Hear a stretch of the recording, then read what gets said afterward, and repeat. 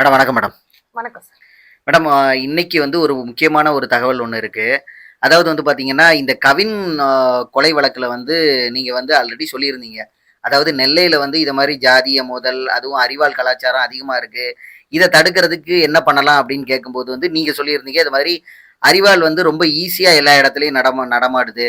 So அத வந்து காவல்துறை வந்து கண்காணிக்கணும். அது எங்க வந்து செய்றாங்க, இதெல்லாம் வந்து காவல்துறை வந்து கட்டுப்படுத்தணும் அப்படிங்கிற மாரி நீங்க ஒரு தகவல் ஒண்ணு சொல்லியிருந்தீங்க. ஸோ நம்ம சொல்லி ஒரு 1 வீக் ஆயிடுச்சு. அதுக்கப்புறம் பார்த்தீங்கன்னா, நேத்து காவல்துறை வந்து இந்த தகவலின் பேர்ல எல்லா இடத்துலயும் சோதனை மேற்கொண்டு, அ அறிவாள்களெல்லாம் பறிமுதல் செஞ்சு, ஒரு 3, 4 பேர கைது பண்ணியிருக்காங்க. இந்த இல்லீகலா அரிவாள் வந்து அடிச்சு குடுக்குறாங்க அப்படின்னு சொல்லி. இது உண்மையிலேயே நம்முடைய சேனலுக்கு கிடைச்ச பெருமைன்னு நான் நினைக்கிறேன்.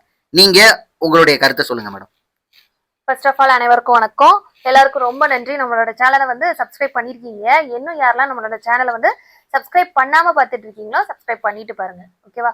ஸோ இப்போ விஷயத்துக்கு போகலாம். ஆக்சுவலா நம்ம வந்து லாஸ்ட் வீடியோல சொல்லியிருந்தோம், இந்த கவின் பத்தி பேசும்போது இந்த மாதிரி கொலைகளை தடுக்க என்னென்ன வழிகள், அதுல வந்து கொஞ்சம் ஒரு சஜஷன் மாதிரி கொடுத்துருந்தோம் காவல்துறைக்கு.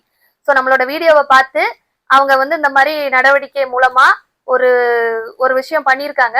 ஸோ அது வந்து தகுந்தது, ரொம்ப பாராட்டிற்குரிய விஷயம். ரொம்ப நன்றி காவல்துறைக்கு. நம்மளோட சஜஷனை கேட்டு ஸ்டெப் எடுத்து ஒரு நம்ம சமுதாயத்துக்கு ஒரு நல்லது பண்ணியிருக்காங்க. நெல்லை மாவட்ட பொண்ணா எனக்கு ரொம்ப சந்தோஷமா இருக்கு. ரொம்ப நன்றி. சேனல் ஓபன் பண்ணும் போதே சமுதாயத்துக்கு நம்மளால முடிஞ்ச அளவு நம்மளோட படிப்பு வந்து யூஸ் ஆகணும் அப்படின்னு நான் நினைச்சேன். ஸோ அதன் அடிப்படையில சட்ட கருத்துக்கள், நம்ம நம்ம என்னென்ன நியூஸ்லாம் நமக்கு வந்து செய்திகளா வருது, அது மட்டும் இல்ல சமுதாயத்துல நடக்கிற இன்சிடென்ட்டுக்கு ஒரு வழக்கறிஞரா என்னென்ன நடவடிக்கை எடுப்பாங்க அதெல்லாம் நம்ம வந்து ஷேர் பண்ணிக்கிட்டோம் நம்மளோட வீடியோஸ்ல. ஸோ அதே மாதிரி இந்த ஒரு விஷயத்தையும் பண்ணினேன். ஸோ இது வந்து எனக்கு கொஞ்சம் ஒரு ஒரு நல்ல ஒரு விஷயமா பட்டுச்சு. ஸோ இதை வந்து சொல்லணும் அப்படின்னு காவல்துறை வந்து அவங்க கண்ணோட்டத்துக்கு எடுத்துட்டு போகணும் அப்படின்னு சொல்லிட்டு நான் சொன்னேன். அது வந்து அவங்களோட பார்வைக்கு போயிடுச்சு. ஸோ அதனால அந்த நடவடிக்கை எடுத்தாங்க. எனக்கு அதுல வந்து ரொம்ப பெருமையா இருக்கு. Okay madam. மேடம் இப்போ இன்னொரு முக்கியமான தகவல் வந்து சாத்தான்குளம் வழக்குல வந்து ஸ்ரீதரோட மனு வந்து தள்ளுபடி ஆயிருக்கு அப்படிங்கிற மாதிரி இதா இருந்தது. அதை பற்றிய தகவல் என்ன மேடம்? ஸோ ஆக்சுவலா நம்ம ஆல்ரெடி சொன்னது தானே சார், அது ஆக்சுவலா ரிஜெக்டா தான் ஆகும். 90% ரிஜெக்ட் ஆக தான் வாய்ப்பு இருக்கு. 10% வேணா வாய்ப்புகள் இருக்கு அது இதாக அப்படின்னு சொல்லிட்டு. ஃபார் எக்ஸாம்பிள் பாத்தீங்க அப்படின்னா, ஏன்னா அவரு தான் A1 அக்யூஸ்டு. ஸோ அதை வந்து நானே வந்து ஒரு அப்ரூவரா மாறினேன்னா அது வந்து காமெடியா தான் இருந்துச்சு நமக்கு அன்னைக்கு சொல்லும் போது. ஒரு கொலைய பண்ணிட்டு நான் அப்ரூவரா மாறுதேன்னு என்ன அர்த்தம்? அதுதான் இங்க உள்ள விஷயமா. சோ அதனால அவரு அன்னைக்கே நம்ம சொன்னதுதான், இது வந்து ரிஜெக்டா தான் ஆகும்னு.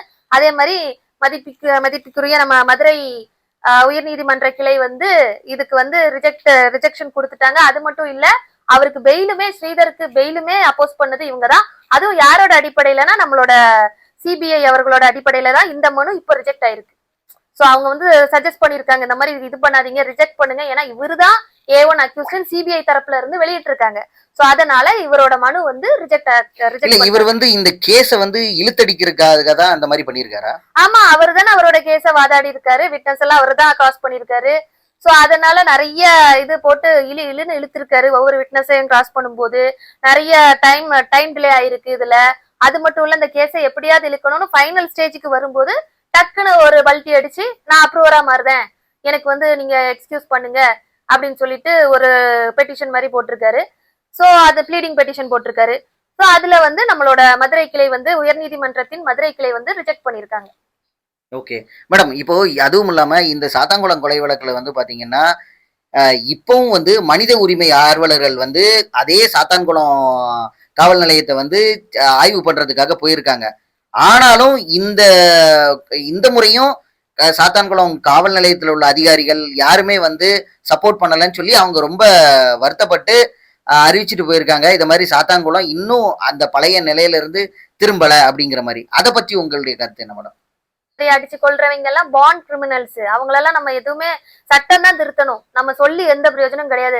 ஃபார் எக்ஸாம்பிள், இதே காவலர்கள் தான் நம்ம திருநெல்வேலியில இந்த நம்மளோட பொதுமக்களோட வேண்டுகோள், வழக்கறிஞர்களோட சஜஷன்ஸ் எல்லாம் கேட்டு இந்த மாதிரி அருவாள் எங்க அடிச்சு கொடுக்காங்களோ அதை வந்து பார்வையிட்டு அதை இன்வெஸ்டிகேட் பண்ணி மேற்பார்வையிட்டு அதை கண்டுபிடிச்சி அதுல அரெஸ்ட் பண்ணியிருக்காங்க நிறைய பேரை.